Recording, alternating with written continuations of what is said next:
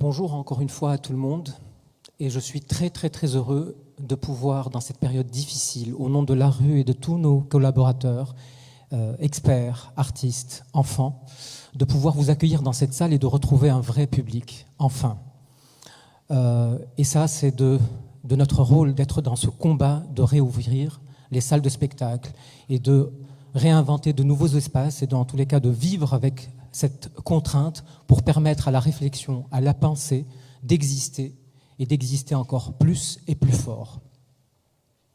Nous sommes réunis ici aujourd'hui pour parler du droit de l'enfant à accéder à la culture, de l'importance de l'art dans son développement personnel et l'affirmation de soi, de la responsabilité que nous avons tous pour lui assurer un cadre sécurisé, sain et à la hauteur de ses attentes.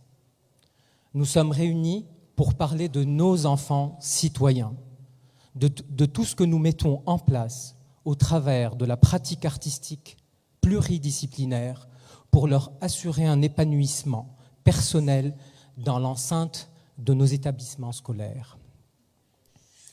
Comment nourrir positivement et reconstruire une relation de confiance entre les enfants et les adultes que nous sommes. L'important est d'intensifier nos combats et de permettre aux enfants de vivre dans la dignité qui leur est due.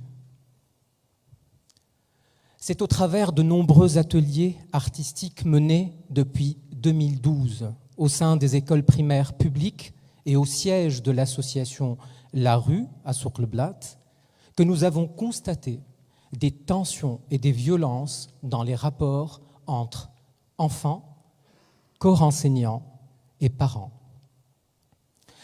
L'association tunisienne La Rue travaille depuis 8 ans sur la question de l'épanouissement des enfants par le vecteur de l'art.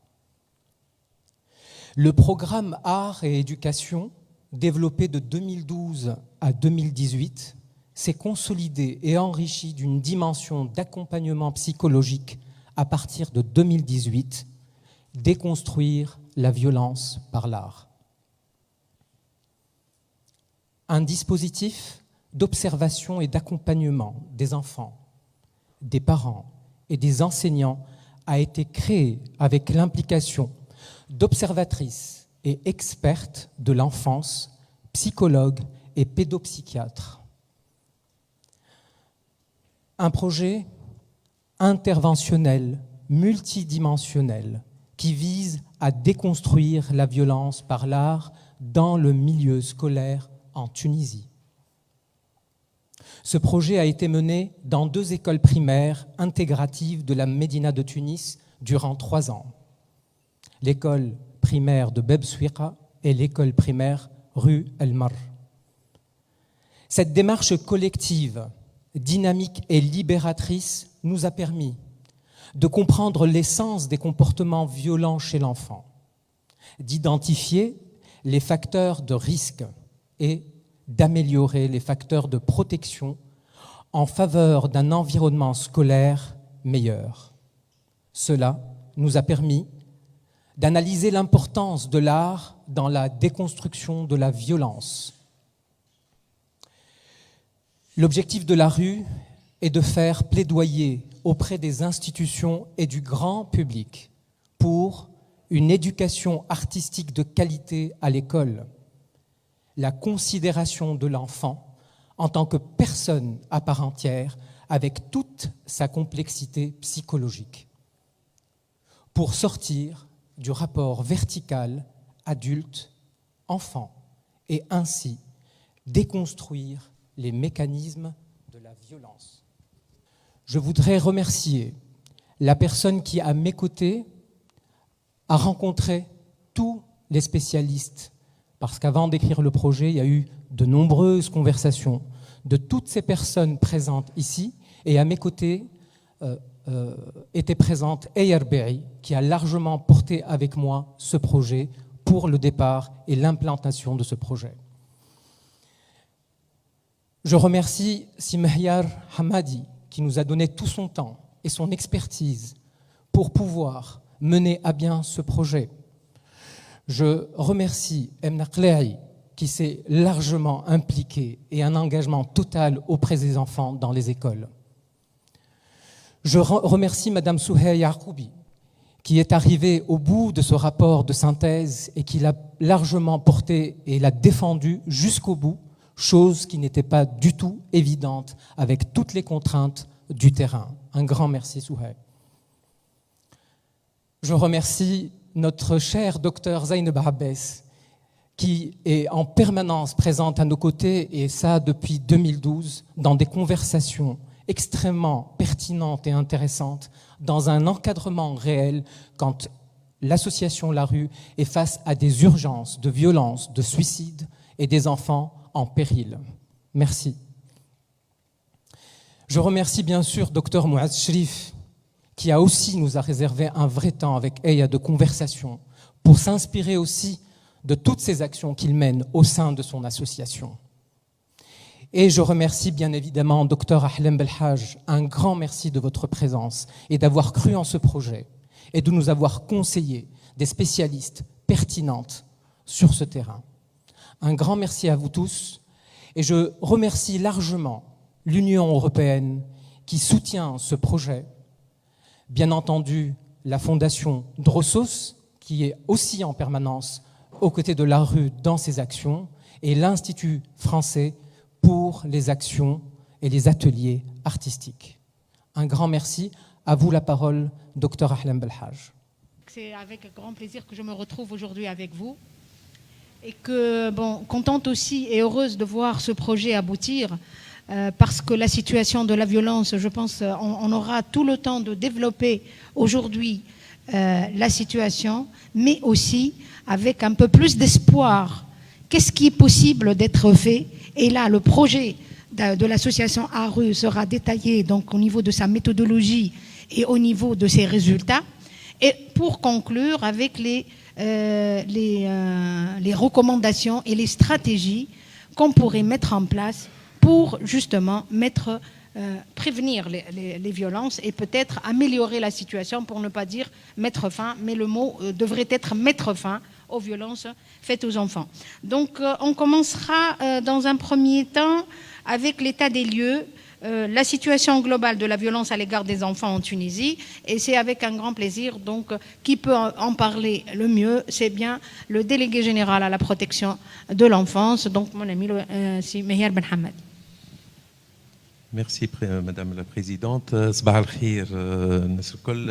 أنا صراحة معناها سعيد بوجودي في هذه الندوة واللي ترجعني ربما إلى السنوات الأولى باعتبار السنوات الأولى من العمل عن الاهتمام بمجال الطفولة وبمجال حماية الطفل وبمجال المهني متاعي باعتباري أنا في الأصل أستاذ مسرح ومتخرج من المعهد العالي للفن المسرحي وتعاطيت مع الاطفال دونك جو نسوي با جوريست وحتى مشروع التخرج نتاعي كان مع اطفال في المرحله الابتدائيه وعملت ياسر على مستوى وزاره الثقافه ووزاره التربيه في فترات وكانت من بين الذكريات انه الاطفال المتميزين في المجال التعبير وخاصه في المجال المسرح كانوا يمشيوا لسنوات jusqu'aux années 80 من أكبر المهرجانات العالمية هو مهرجان أفينيون. Il y avait chaque année une dizaine d'élèves من les collèges et les lycées اللي كانوا يمشيوا لمهرجان أفينيون وكان تدخلوا على السيت تشوفوا معناها l'importance de ce festival là وتعرفوا أنه أكبر رجالات المسرح ونساء المسرح هما من يعني حتى في التنشئة نتاعهم عملوا في مجال المسرح المدرسي وكذلك المسرح الجامعي. واللي النقطة هذه اللي توا ولات في تونس معناها حاجة باهية كون المجتمع المدني هو اللي ولا زاد مساهم في العمل هذا ولكن تقلص الاهتمام والأهمية النشاط التربوي والاجتماعي وخاصة الثقافي في المدارس الإعدادية والثانوية حتى أنه من الحاجات اللي ولات زانكدوت بالنسبة لي أنا حتى les clubs de musique je ne vais pas citer le collège on a fait le suivi كان بمقابل معناها كيما les cours particuliers اللي يعملوهم الأساتذة au sein des collèges. Le professeur de musique كان عامل un club de musique dans une école de base étatique publique بمقابل في المدرسة. Donc vous voyez bien comment les choses ont changé, comment مش نقول bénévolat, mais le travail culturel ou l'artistique il nous manque énormément. أنا هذا مدخل وفي نفس الوقت يذكرني في حاجات معناها, وهنا نحب نذكر ونحب نشكر دكتور سامي عثمان, خاطر ثم دي ترافو ولا دي بريز ان شارج اللي تمت واللي كان من بين, نذكر حتى في اللوكال نتاع البيدوبسيكاتري قبل فرازي اللي avait un petit orgue où il y avait معناها la possibilité à nous on détecte, si on peut dire, les enfants qui ont des dons musicaux potentiels, واللي خلانا معناها دخلنا حتى pour inscrire une fille في الرشيدية وفي المسرح pour معناها qui était abusée sexuellement, un cas d'inceste où elle a dépassé après même les tentatives de suicide اللي عملته. أنا je vais vous donner هنا les chiffres malheureusement اللي هما باش نعطيكم entre 2010 et 2019. معناها je ne vais pas passer par les années une année à une autre, mais comme l'Arqam de 2010, on avait sur le plan des 24 gouvernorats, on avait 6968 signalements dans tous les cas de menaces d'enfants. 7968 باش يكون في 2019 17506. Donc une montée كبيرة برشا, ولكن يبقاو ديما, وهذا ديما نقولوه وانتم تعرفوه beaucoup plus, اللي ces chiffres-là ne représentent pas la réalité. Il y a des chiffres noirs إذا كان on peut les doubler في العشرة ولا في الأكثر, vu les violences à l'égard des enfants qui n'est pas dénoncé واللي ما يتمش الإعلام عليه. بالنسبة ل 17506 essentiellement على مستوى أنا peut-être نعطي قراءة أنه 17506 هي كلها أنواع من سوء المعاملة. سوء المعاملة بمختلف أنواعها, حتى في التقصير ثم سوء معاملة, حتى في العجز عن الإحاطة ثم سوء معاملة, حتى الإهمال n'en parlons pas, الإهمال والتشرد, تعريض الطفل للتسول, toute forme de menace اللي موجودين في l'article 20 du code de protection de l'enfant هي des formes de maltraitance. Mais la maltraitance en tant que telle, on a 3920 enfants qualifiés en tant qu'enfants maltraités en 2019. Pour نوعية الاعتداءات المعنوية والجسدية والجنسية, عرفنا في 2019 975 نوع من طفل وطفلة في الاستغلال الجنسي, 975. بالنسبة للاعتداء المعنوي أو سوء المعاملة المعنوية 2878. ثم بالنسبة للاعتداءات الجسدية 2443. كما قلت هذه أرقام راهي ضعيفة بالنظر إلى واقع الأشياء, وبالنظر حتى حاجة أخرى إلى أنه ثم إشكال حتى توا في لي براتيك وفي الكورديناسيون بين الفرق المختصة للعنف في قضايا, في البحث في قضايا العنف ضد المرأة والطفل والمكاتب نتاعنا, باعتبار ما ثماش تنسيق جيد وثم إعلام على كل الحالات اللي يتم سواء التعهد بها من قبلنا أو من قبل خاصة الفرق الشرطة العدلية.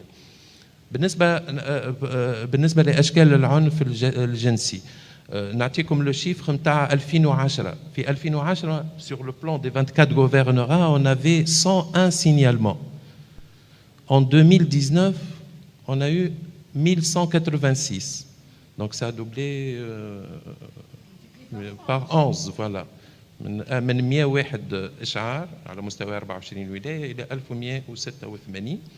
ولو أنه في 2018 كان أرفع العدد, كان 1234.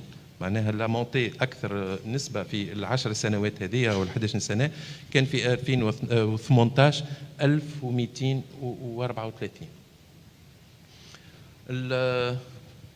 بالنسبه للعنف، اشكال العنف المادي والمعنوي، العدد هذايا كان في 2010 و2011 تقريبا في 495 في اعتياد سوء المعامله.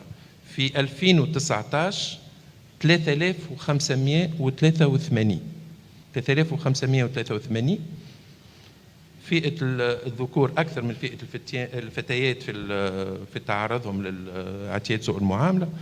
نعرف أن الوسط الأول هو الوسط العائلي، الوسط الثاني هو الوسط المؤسساتي وخاصة منه التربوي للأسف، والوسط الثالث اللي يتعرض فيه الطفل هو للعنف هو الشارع.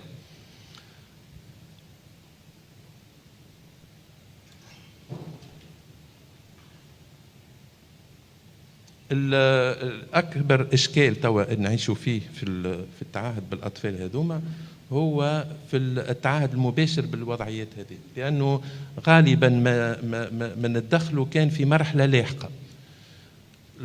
أكثر المشاكل اللي ماناش نخدموا عليها يفودير هي لا بريفونسيون. ونعرف أن toute forme de prise en charge وإلا de traiter un sujet ou une problématique هي le travail sur la prévention. وذا حتى على مستوى المجال الصحي زاد ثم إشكال على في معالجة الوضعيات هذه بالتوقي منها. دونك لو مانك اللي موجود، النقص الحاصل اللي موجود أساسا في التوقي، ثم الإشكال الأكبر هو في لو سويفي، يعني المتابعة نتاع الوضعيات هذه.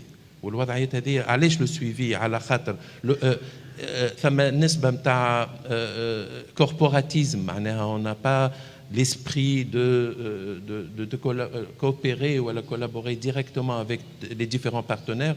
On connaît un changement sociétal وحتى على مستوى les institutions, et le problème de corporatisme pose problème. Le problème des demandes ولا الاحتجاجات والمطالب النقابيه وغيره، avec tous mes respects لكل ما يمكن ان يكون موجود، ولكن ثم نسبه من معناها عدم نجاعة التدخلات في الزمان والمكان المحددين وبالسرعة اللي تتطلب تدخلاتنا، ولو أن احنا نسعى إلى ذلك، ولكن يبقى دائما بويسكو سي ان ترافاي دو ريزو، ثم معناها مختلف متداخلين في مختلف المجالات، يبقى العمل أنه نفعلوا وإن شاء الله نخدموا سور معناها الاكتيفاسيون تاع المجال التدخل السريع ومجال التدخل الناجع، وخاصة على مستوى المتابعة. نحب نذكر حاجة برك بأنه ثم أرقام خضراء موضوعة على ذمة وزارة المرأة 1899 و 1809،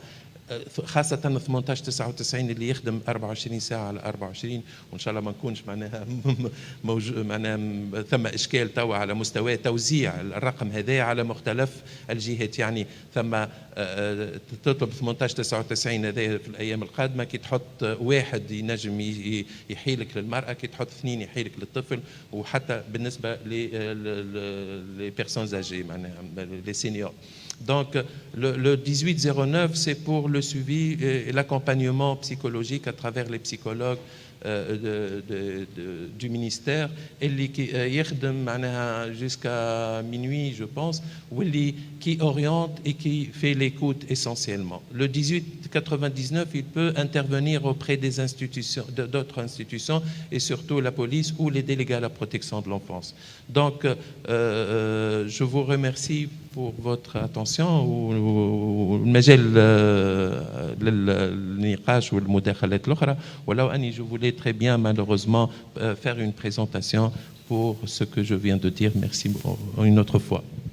Merci beaucoup, Simeyer. Donc, par rapport à tous ces chiffres, effectivement, les chiffres sont extrêmement parlants par eux-mêmes, l'augmentation des violences. Mais face à ça, il y a des projets. Et ces projets, on aimerait bien savoir qu'est-ce qui a été fait. On commencera donc par mon amie Madame Emna Qalay, psychologue clinicienne, donc qui va nous présenter la méthodologie de ce travail, suivi de ce travail, donc pendant les 3 années, elle y fait tout. Merci, M. Bonjour tout le monde. Je commencerai par dire que la violence est un phénomène sociétal et on peut l'observer dans différents milieux. Et il faut dire que la violence à l'égard de l'enfant, c'est mon pas quotidien. Donc, que ce soit chez l'enfant et dans sa famille, l'enfant scolarisé, l'enfant dans la rue. Je m'associe entièrement au projet de la rue par rapport à l'enfant scolarisé et la violence à l'école. Donc, je ne peux que dire que l'apport de l'espace psycho-artistique, familial et éducationnel, c'est-à-dire institutionnel, auprès d'un groupe d'élèves pour comprendre ce qui se joue dans les mécanismes de violence à l'égard de l'enfant et ou chez l'enfant. Donc le cadre, c'est une étude, c'est un projet qui a duré pendant 3 ans, septembre 2017, novembre 2020. Les lieux, je reprends, c'est l'école rue Elmar et Bebesouika. Les intervenants, on était un groupe de pédopsychiatres, psychologues et un groupe d'artistes de différents secteurs. La population, au départ, c'était la 3e année et la 4e année. Puis, il y a eu d'autres élèves, d'autres qui ont intégré le projet. Donc, nous sommes basés sur les grilles d'observation pour identifier le comportement violent de l'enfant ou les violences à l'égard des enfants. Donc, on a eu 2 temps d'observation. Donc, nous avons observé les élèves dans différents moments de la vie à l'école, donc différents lieux. Donc, et c'était le mois d'avril-mai 2018. Et un deuxième temps d'observation, c'est avril-mai 2019. Donc, c'est les comportements des élèves à l'école. Donc, les grilles d'observation, nous pouvons dire que, tout d'abord, que l'observation, c'est un outil de recherche privilégié. Donc, c'est une activité fondatrice du savoir en psychologie. Donc, nous avons commencé par faire une revue de la littérature. Donc, l'observation des élèves va nous permettre d'identifier les schémas comportementaux sur lesquels nous voulons agir. Donc, l'observation, elle va nous permettre aussi de recueillir des données sur les comportements des élèves. Par rapport aux grilles, donc, nous avons mis en place 3 grilles. Donc, la première grille d'observation, donc, ça va, vous suivez. La première grille d'observation, donc elle nous permet de mettre en place l'observation générale de l'élève, c'est-à-dire par rapport à comment il se présente, son hygiène, le vêtement, s'il est fatigué ou non. Donc l'aspect psychologique des élèves, s'il est opposant, inhibé, autonome, s'il a problème au niveau de l'adaptation, les compétences scolaires des élèves, le langage oral et communicationnel, les compétences sociales, c'est-à-dire les relations avec les pairs ou avec les instituts, avec les adultes, dans différents lieux de vie de l'élève, dans le cadre de l'école. Donc, la deuxième grille d'observation, c'est le comportement de l'élève et l'attitude en classe. Donc, nous nous sommes intéressés comment il s'adapte en classe, l'attitude de l'élève en classe, le travail en individuel ou en groupe, la prise de parole, l'attention, comment il répond aux consignes, l'exécution des tâches. La troisième grille, donc là, c'est une grille spécialement pour les élèves qui présentent des difficultés, c'est-à-dire nous avons essayé de voir comment le comportement de l'élève en classe et en interclasse, l'élève avec ses pairs, l'élève face aux tâches scolaires et l'élève et l'adulte. Et quand on observe un comportement difficile, violent chez l'élève, donc qu'est-ce qui déclenche ce comportement? Avec qui précisément? La fréquence et la persistance. Merci Emna. Donc après cet aperçu sur la méthodologie, c'est Madame Souhey Yacoubi, donc psychologue clinicienne également, donc à l'hôpital Mondjeslim. Emna aussi, et donc qui va nous présenter les résultats de ce travail. Je commence ma présentation par un rappel sur le processus de réalisation de ce projet. Madame Qalay vient de parler de la phase d'observation, de décrire les 2 phases d'observation qui ont été pour nous le générateur de toutes les activités ou les interventions psycho-artistiques. Donc la conception du projet a été entamée par l'identification des intervenants, le comité scientifique, le comité technique et les outils de travail, et c'était en septembre 2017. Puis, on a entamé le projet par la phase opératoire qui s'est déroulée en 4 sous-phases. La première sous-phase, c'est la phase de l'observation qui consistait en une première observation des comportements des enfants in situ par des psychologues, et c'était en avril et mai 2019, visant éventuellement à définir l'état des lieux. Puis, en se basant sur les résultats de cette première phase d'observation, nous avons pu mettre en place des ateliers psycho-artistiques en janvier 2019 afin d'agir sur les facteurs de risque qui ont été identifiés pendant la première phase d'observation comme générateurs de violence. Puis, après ce temps d'intervention, ce temps opératoire de travail auprès des enfants, nous avons, je vais par la suite vous présenter quelques résultats quantitatifs de cette phase d'observation, mais nous avons jugé indispensable de continuer par une deuxième phase d'observation, car nous avons remarqué des générateurs importants de violence et nous avons jugé indispensable d'intervenir auprès des parents et des enseignants. Donc la deuxième phase d'observation a inclus la reprise des ateliers psycho-artistiques d'octobre 2019 jusqu'à mars 2020. Et puis octobre et novembre 2019, nous avons été un peu contrariés par la crise sanitaire Covid-19, a été estimé bénéfique afin de renforcer et de consolider les acquis. Je passe directement pour vous présenter de quoi consistaient exactement les interventions psycho-artistiques. Synthétiquement, il s'agit essentiellement d'interventions auprès des enfants, parents et enseignants des écoles primaires Rulmar et Bebesouiqa. Ces groupes de parole reposaient essentiellement sur la bienveillance et l'empathie. Elles étaient fondées essentiellement sur l'écoute et l'expression des émotions et des besoins qui permettaient à chaque participant de réfléchir sur ses conduites, de maintenir un dialogue ouvert dans un contexte personnel et ou professionnel. D'emblée, ces groupes d'expression n'ont pas comme objectif la guérison, vu qu'ils étaient conduits par des psychologues et de pédopsychiatres. Nous n'avons pas visé le schéma thérapeutique, entre guillemets, le schéma de guérison, mais plutôt des interventions qui visaient essentiellement d'initier un changement cognitivo-comportemental. Exclusivement avec les enfants, des outils de médiation artistique ont été associés afin de favoriser l'expression inconditionnée des émotions et la communication fluide de leurs connaissances. Car il a été démontré que le langage, dans sa forme abstraite, n'est pas toujours suffisamment manié par l'enfant afin de lui permettre de bien s'exprimer, ainsi que l'attention et les désirs de ce dernier peuvent significativement ralentir le déroulement du travail. Par conséquent, nous avons aménagé le cadre général des rencontres pour le rendre plus congruent, d'où l'emploi des dites médiations thérapeutiques ou artistiques comme les activités de mosaïque, le jardinage, la décoration, le dessin, le conte, les jeux de rôle, les activités de pâte à modeler.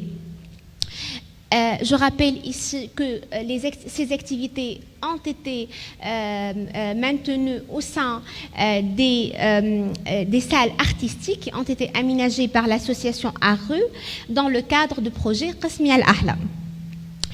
Ces activités ont été maintenues concomitamment au groupe d'expression. Cette méthode de pensée a permis la mobilisation d'un mécanisme projectif à travers un double potentiel, l'expression des comportements, la verbalisation de ressentis, et un autre potentiel qui est réflexif, se rapportant à un processus de symbolisation, de réflexion afin d'initier le changement.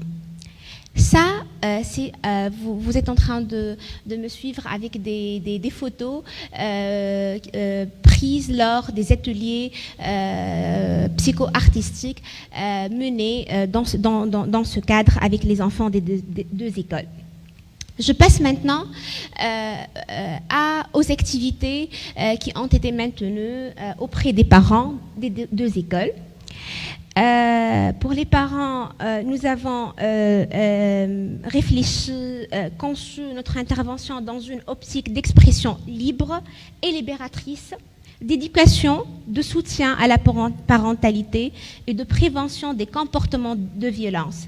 Les groupes d'expression verbale avec les parents avaient pour objectif de favoriser l'échange et la communication entre les parents sur des thèmes en lien avec la paternalité, la parentalité et la violence, de rompre l'isolement surtout, et de bénéficier de l'expérience de l'autre à travers la création d'un temps d'échange et d'accompagnement. Un autre objectif essentiel de ces groupes de parole était de se libérer des émotions négatives et de la frustration ayant un impact négatif dans leur relation avec l'autre, que ce soit en relation avec les enfants, avec le partenaire, avec les enfants, avec les enseignants aussi. Ces groupes ont permis aussi de repenser ces relations dans un cadre bienveillant.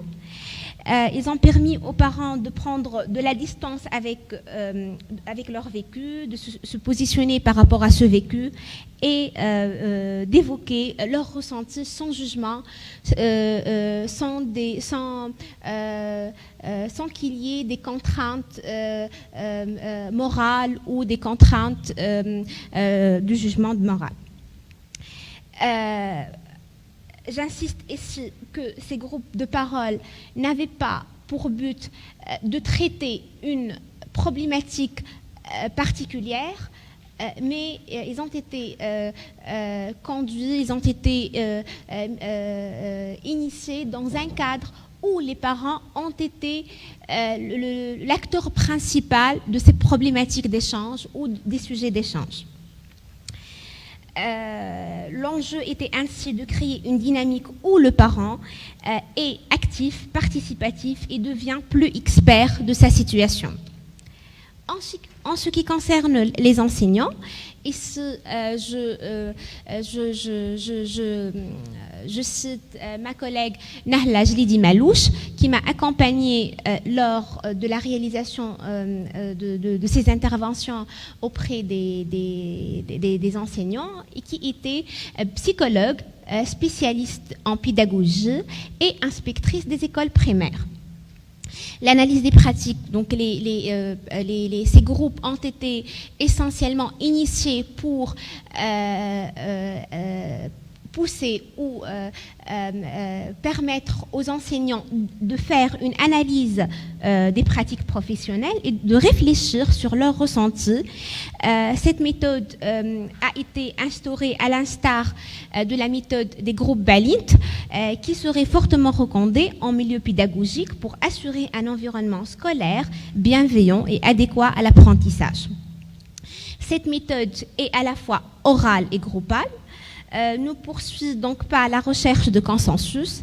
Elle permet par contre le recueil des perceptions, des attitudes, des croyances, des zones de résistance des groupes cibles. Elle répond au pourquoi et au comment les choses ont été accomplies et de pousser la réflexion pour les améliorer. Dès lors, un travail sur soi et sur la qualité de la relation entre les différents acteurs pédagogiques a été mis en place. Visons à identifier, analyser les expériences professionnelles avec des collègues, avec des experts en pédagogie active, de mettre en place les résultats obtenus et les démarches utilisées et de réfléchir a posteriori de développer des problématiques qui interrogent plus particulièrement l'enseignant, notamment sur la gestion de la classe et la prise en charge de l'hétérogénéité des élèves. Je rappelle ici que les deux écoles, le projet a été maintenu dans 2 écoles intégratives où les classes, où on trouve des enfants à besoins spécifiques dans les classes. Je passe aux résultats. Je prends la parole pour cette partie pour remplacer ma collègue Sarah Ben Youssef qui a travaillé sur l'analyse statistique des 2 phases d'observation et qui n'a pas pu être parmi nous. Donc vous êtes en train de me suivre sur les écrans. Le premier schéma, il s'agit d'une illustration statistique des attitudes observées en classe pendant les activités en groupe. Et durant les 2 phases d'observation, la majorité des élèves avaient une capacité à travailler en groupe, une autonomie personnelle, une capacité d'adaptation, de l'ouverture, de la curiosité et une maîtrise du corps et du geste dans les activités. Et c'est grâce à tout le travail qui a été mis en place avant qu'on entame le projet entre guillemets psycho-artistique, car l'association travaillait depuis des années dans ces écoles-là avec des danseurs, avec des metteurs en scène, avec des artistes de différents domaines. La deuxième figure illustre statistiquement les compétences scolaires observées en classe. Et nous avons remarqué que près des 2/3 des élèves avaient une autonomie sur consigne générale dans le travail en 2018 et plus de la moitié en 2019. Autour d'1/3 des élèves en 2018 comme en 2019 n'avaient pas une bonne qualité de travail, ni une bonne attention et de concentration. Ça, c'était au début du projet. La troisième figure illustre statistiquement les attitudes, le langage oral communicationnel. Et nous avons remarqué que la majorité des élèves avaient une capacité à communiquer, une bonne maîtrise de la prise de parole lors d'un travail devant la classe ou devant leurs camarades de classe ou devant des adultes. Et c'est un peu différent par rapport à l'attitude et la confiance en soi, etc. La quatrième figure illustre statistiquement les attitudes sociales. Et entre 2018 et 2019, une amélioration a été remarquée, mais qui n'atteint pas la significativité statistique. Et ceci est dû à la reprise après le temps du Covid. Je vous invite à lire le rapport de synthèse qui a été conçu pour vous rapporter les résultats de ce projet afin d'avoir plus de détails, plus de justification à ce propos. Je passe directement à tout ce qui est activité en groupe, prise de parole au sein du groupe. Concernant les travaux en groupe, nous avons retrouvé une amélioration globalement au niveau du temps imparti à chacun, le respect des règles de communication ainsi que la pertinence des interventions. En effet, ces résultats mettent en exergue ce qui a été acquis par modeling au cours des ateliers, puisque ces ateliers se faisaient en groupe. Les enfants, par la suite, ont pu généraliser aux différentes activités quotidiennes, notamment le travail dans la classe. De ce fait, un changement au niveau de leur comportement social a pu être obtenu. Pour ce qui est de... Je vous présente, entre autres, quelques résultats qualitatifs du côté des parents et des enseignants. Pour les parents, le type de violence qui a été largement observé chez eux, c'est la violence légitime. Grâce au partage des expériences durant les groupes d'expression, des acquisitions ont été observées. Je cite deux acquisitions parmi d'autres qui ont été citées dans le rapport de synthèse. Le premier résultat, c'est d'avoir un meilleur positionnement par rapport à leur attente des résultats scolaires de leurs enfants, de tolérer l'échec et de renforcer positivement les efforts. Une prise de conscience de chaque enfant est unique, que chaque enfant est unique et singulier, et qu'une comparaison interpersonnelle n'est pas bénéfique pour l'équilibre psychique de l'enfant. En ce qui concerne les enseignants, le type de violence observé chez les enseignants est le type de violence instrumentale qui fait référence à un type d'agir traditionnel et réfléchi, utilisant la violence comme un moyen de corriger la conduite de quelqu'un jugé inacceptable. C'est le modèle behavioriste. Grâce au partage des expériences durant les groupes d'expression, des acquisitions ont été observées, comme par exemple plusieurs fausses perceptions et distorsions cognitives à propos du statut de l'enseignant ont été corrigées. La violence verbale n'est pas perçue comme l'une des formes de la violence, donc ça a été banalisé. J'insiste ici que le rapport de synthèse qui va être mis à votre disposition par email, l'équipe ARE va veiller à vous envoyer, si vous avez laissé vos adresses mail, l'équipe ARE va vous envoyer l'intégralité du rapport. Sinon, vous pouvez consulter la revue ZAT, là où il y a un résumé du rapport de synthèse. Pour finir, je rappelle que l'idée de composer ce rapport de synthèse de toute l'intervention psycho-artistique nous a interpellés à la fin de la réalisation de ce projet afin de répondre aux besoins d'information et de formation de certains acteurs de l'environnement de l'enfant, d'où l'aspect théorique. Beaucoup d'entre vous vont se poser des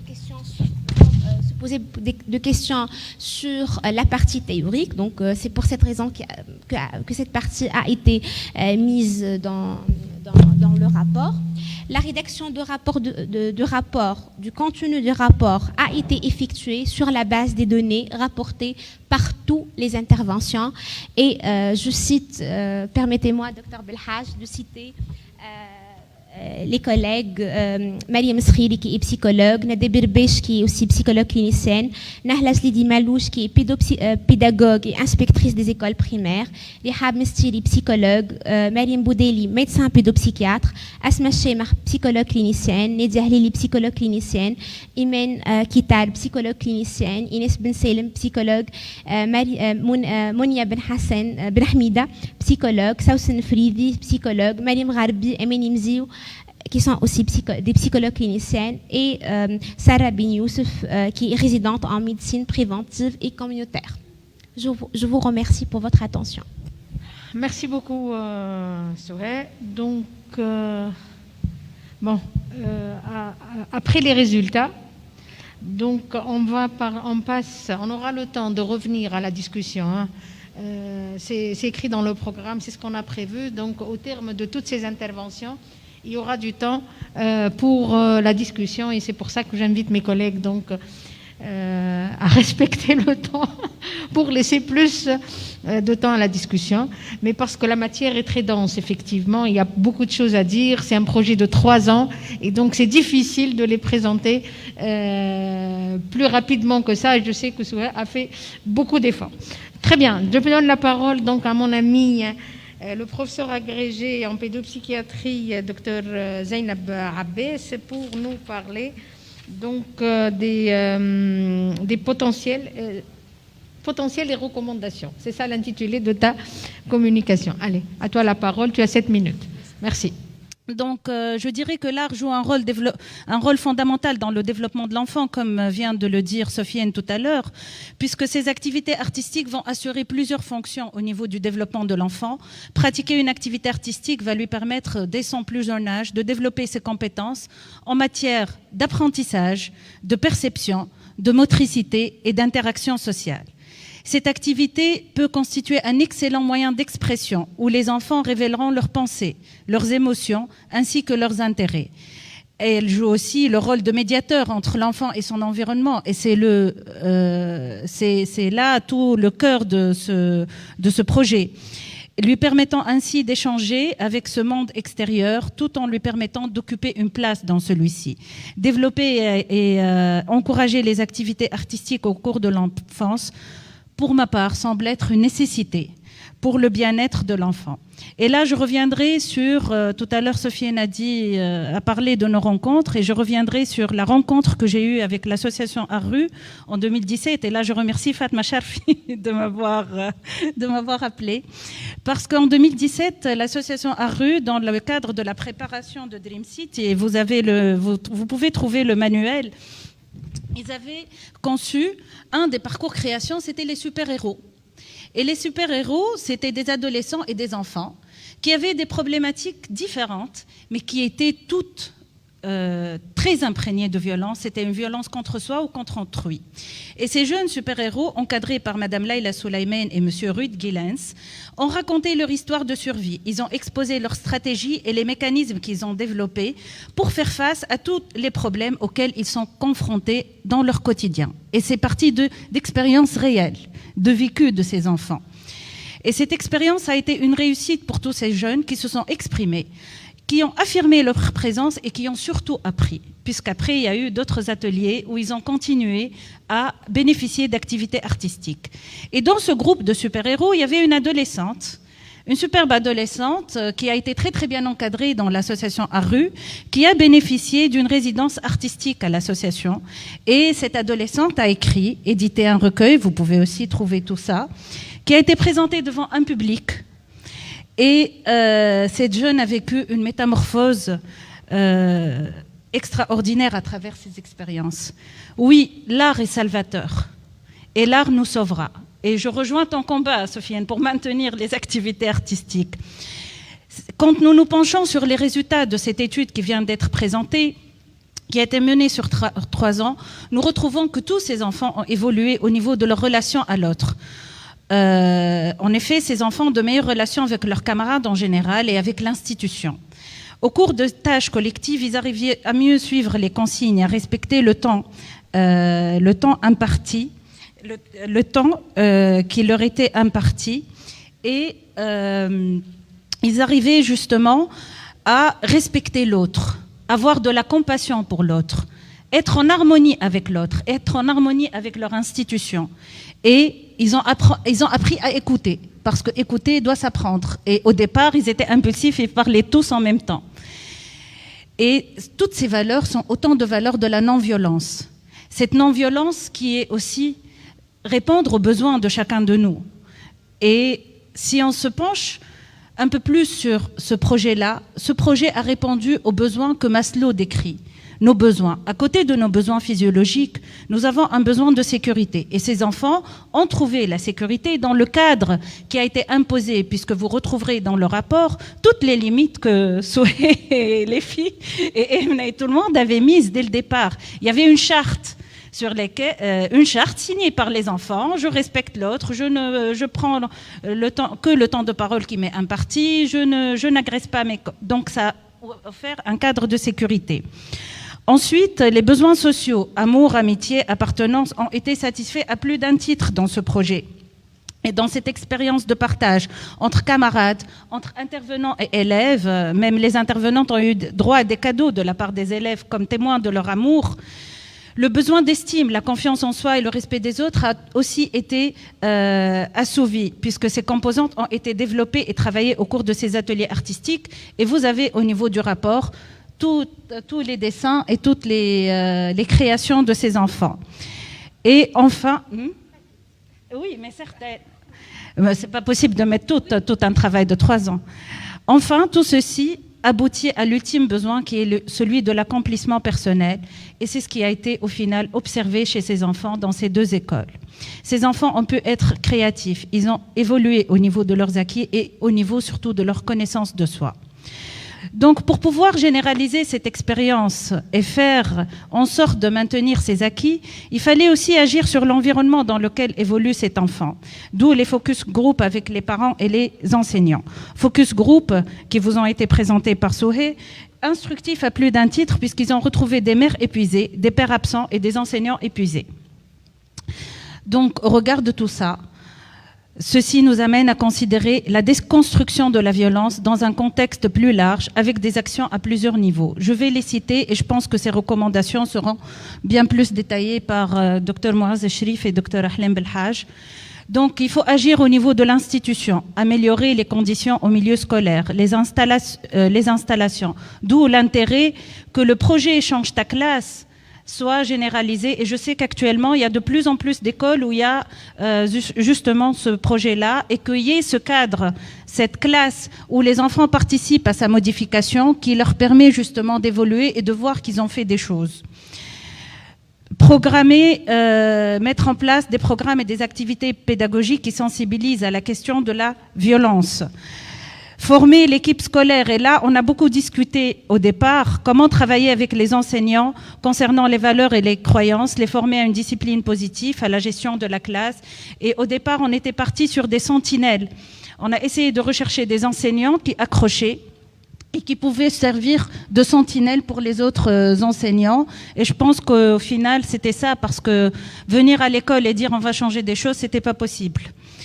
Faire participer aussi les parents aux activités de prévention de la violence et améliorer la communication entre les parents et l'institution scolaire, parce que là aussi, on s'est heurté à beaucoup d'écueils et beaucoup de fois, les parents étaient invités, la directrice ne donnait pas l'invitation et les intervenantes étaient là et se retrouvaient sans public cible pour les focus group. Et puis, ces parents qui étaient là toujours à médire de l'école, donc il faut aussi travailler sur cette communication école-parents, institutions scolaires et parents.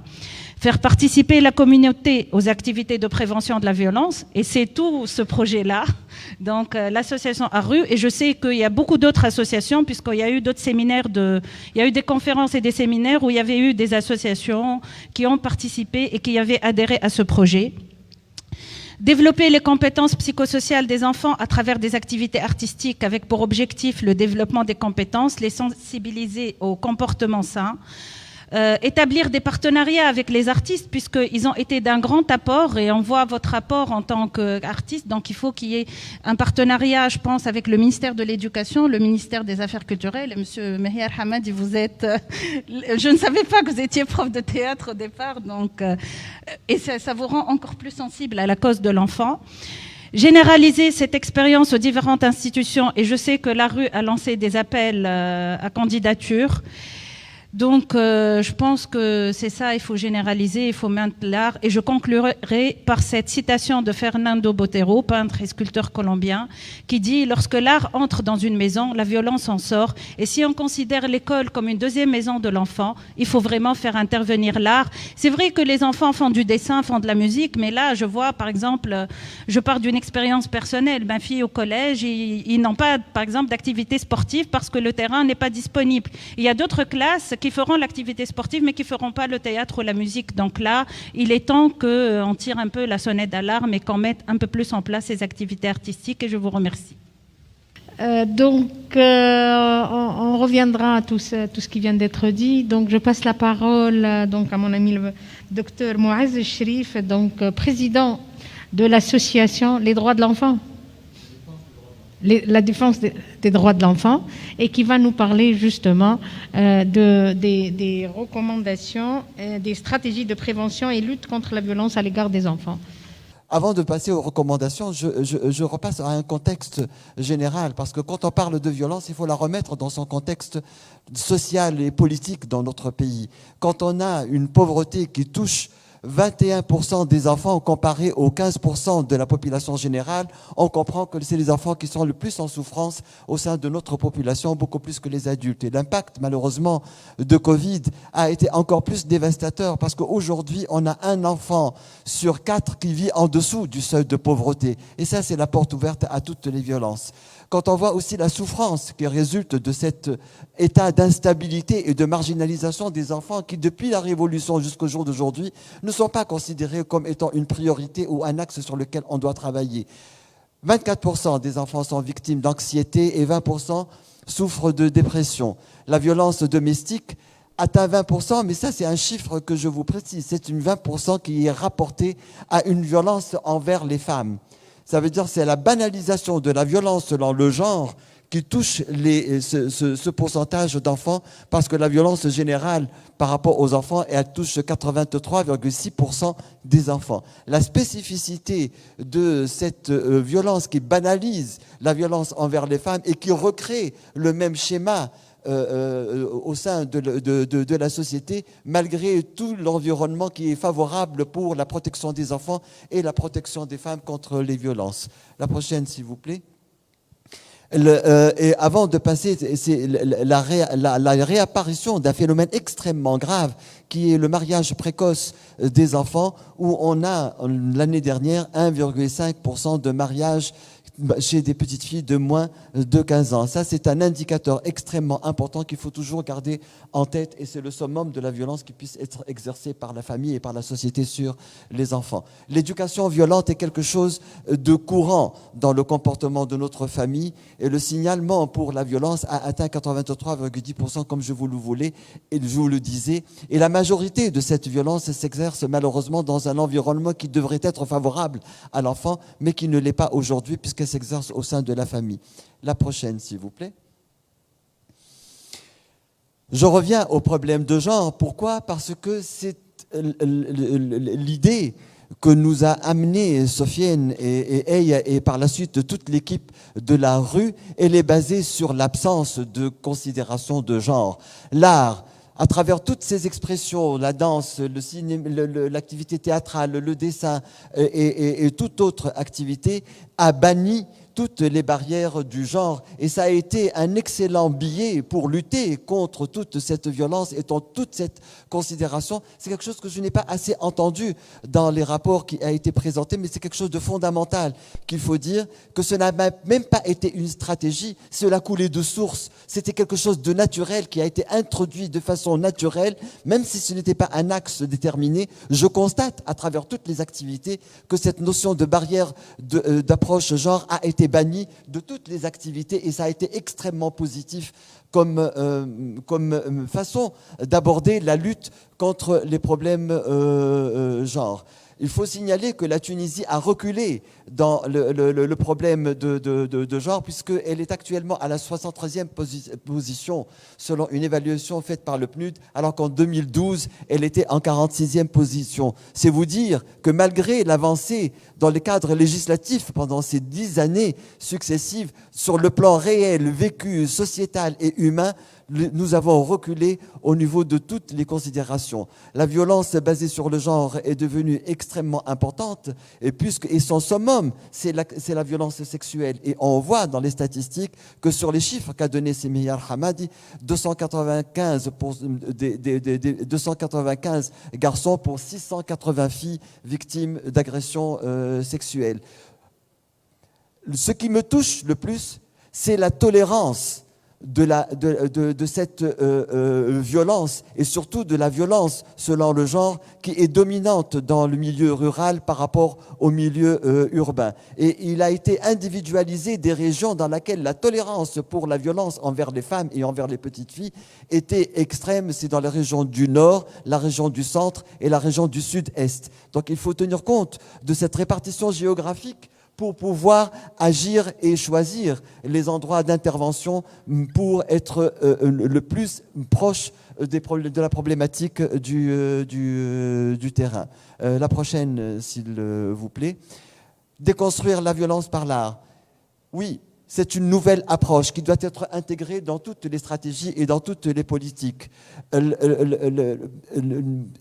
Ramener aussi l'importance de cette vision artistique qui bannit la différence selon le genre et qui permet aux enfants de s'approprier les espaces qui vont devenir amis pour l'enfant. Essentiellement l'espace scolaire, mais aussi la rue. Parce que l'implantation de l'association ARU a permis de changer complètement le quartier, parce qu'elle a changé le rapport de la famille à la rue, le rapport de l'enfant à la rue et le rapport de l'école à la rue. C'est quelque chose de fondamental, que les enfants non seulement se réapproprient leur espace scolaire, mais qu'ils se réapproprient aussi l'espace de la rue et qu'ils imposent le respect de leur propre personne et de leur propre présence dans les quartiers. Et cette expérience a été extrêmement importante parce qu'elle a ramené quelque chose qui a disparu de notre vécu. C'est de restaurer la notion de quartier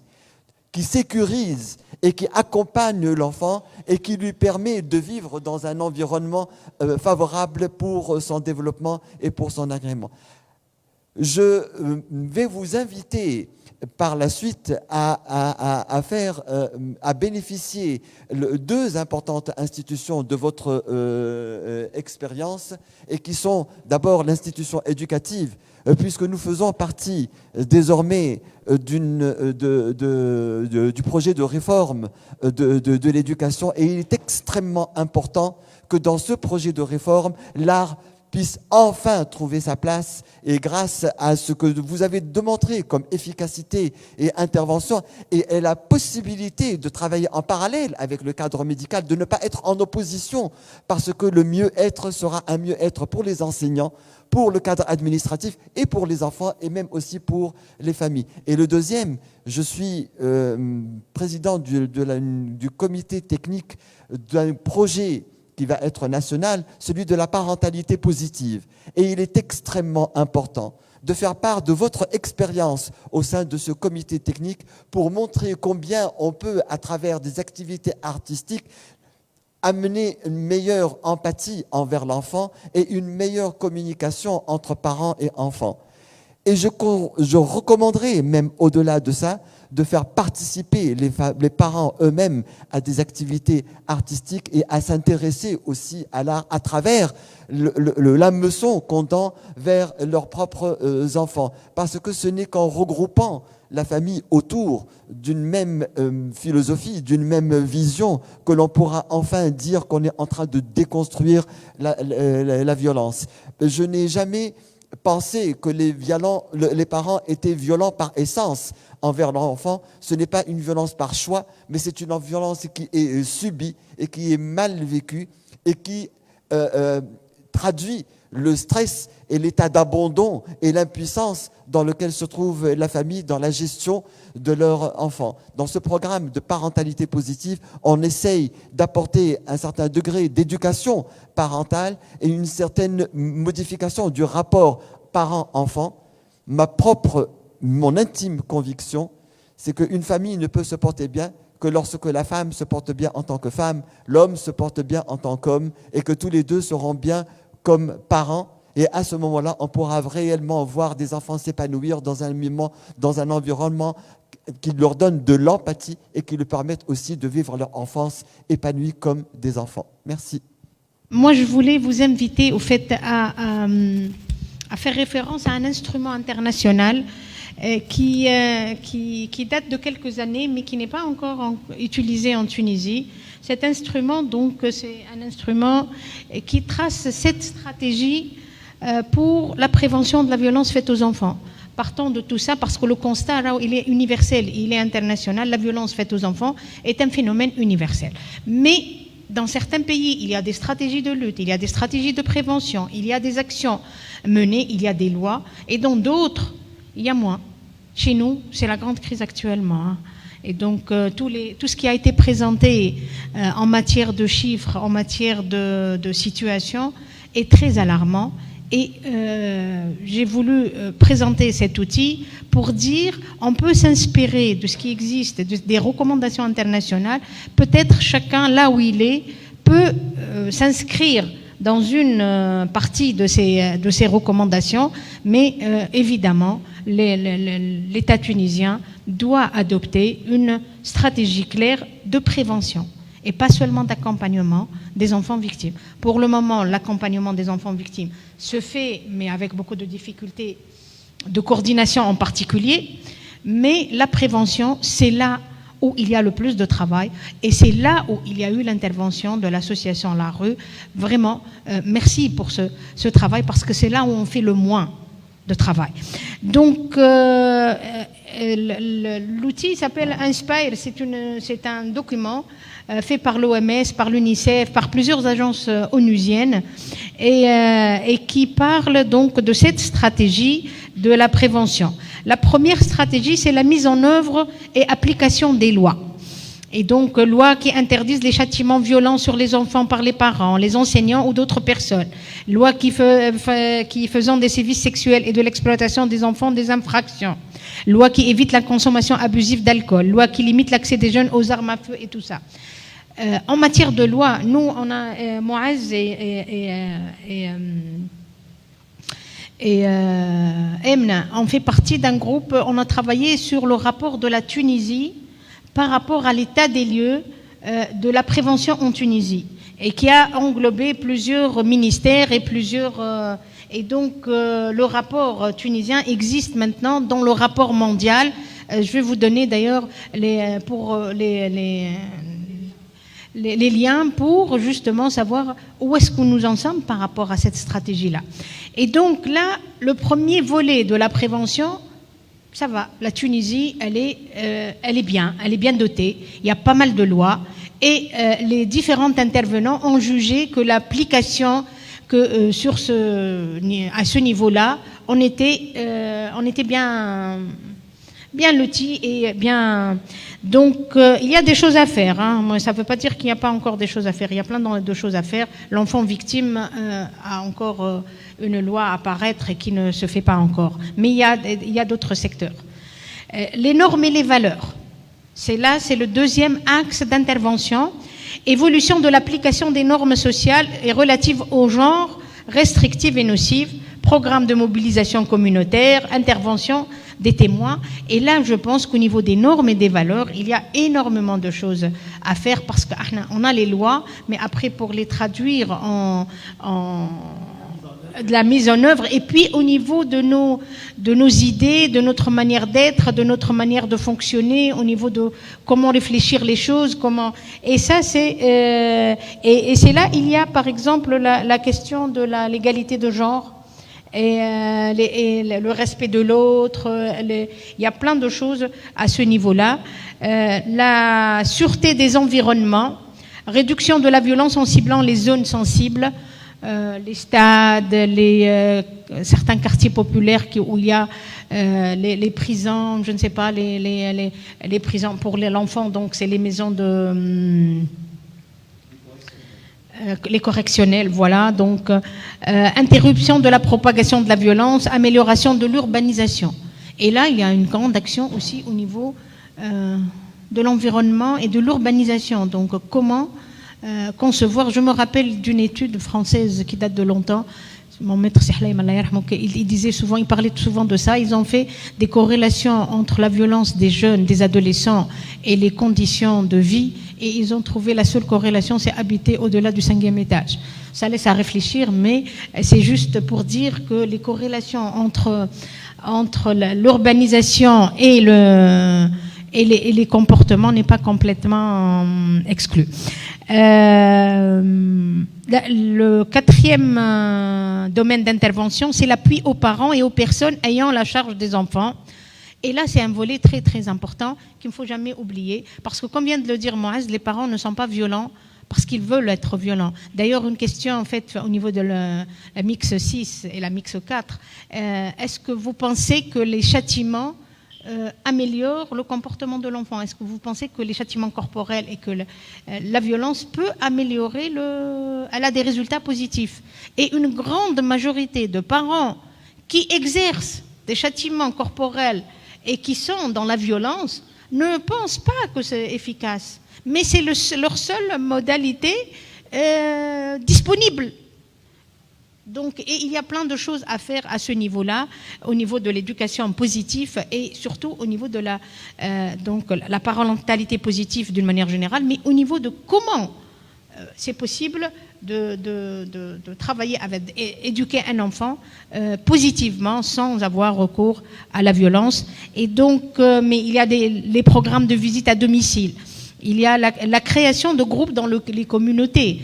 Ce qui s'est passé dans ce projet-là à travers les groupes de parole pour les parents est une forme donc d'implication des parents, mais surtout, il y a une aide matérielle à fournir aussi aux parents.